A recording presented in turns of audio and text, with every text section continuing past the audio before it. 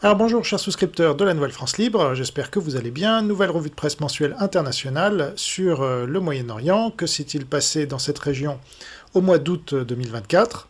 Si vous étiez en vacances et que vous pensiez à autre chose, eh bien les différents acteurs qu'on trouve là-bas, Israël bien sûr, mais aussi l'Iran que vous voyez ici, et bien d'autres, n'ont pas chômé.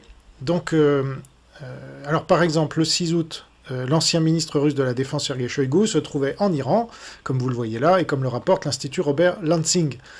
Donc les liens entre la Russie et l'Iran ne cessent de se renforcer, hein, ce sont déjà des alliés stratégiques, mais là, avec la guerre mondiale, évidemment, et comme vous avez un agent du KGB à la tête de l'Iran, qui est Khamenei, comme je l'ai révélé déjà il y a plusieurs années, avec les travaux d'un journaliste iranien qui l'a démontré lui-même dans un livre en farsi, eh bien, donc, ça atteint des proportions jamais vues, comme entre la Russie et la Chine d'ailleurs.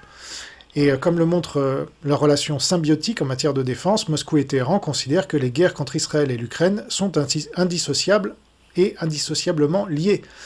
Et l'Occident serait stupide de les compartimenter. Donc la Russie et la Chine sont derrière les attaques du Hamas, du Hezbollah et des Houthis contre Israël et l'Occident. C'est une guerre mondiale, hein, qui ne dit pas son nom, j'arrête pas de le dire, mais personne ne me croit. Les Russo-Chinois sont à l'attaque tous azimuts, depuis la pandémie de virus chinois, qui a annoncé le début de l'attaque globale contre l'Occident et ses alliés.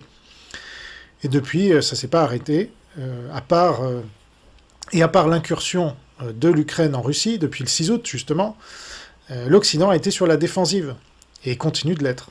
Alors peut-être que l'arrestation de Pavel Durov ces jours-ci est aussi une première contre-attaque de la part de la France qui fait enrager la Russie et ses alliés, y compris l'Iran.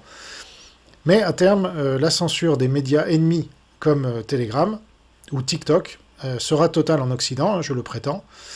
Alors on va y aller plus ou moins rapidement, mais les propagandistes de l'axe russo-sino-iranien seront censurés aussi, et devront sans doute partir à l'étranger pour ne pas risquer la prison comme Durov, ou la garde à vue au minimum.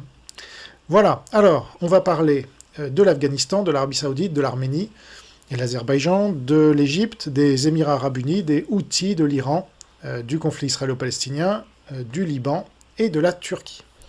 Programme chargé, alors c'est parti.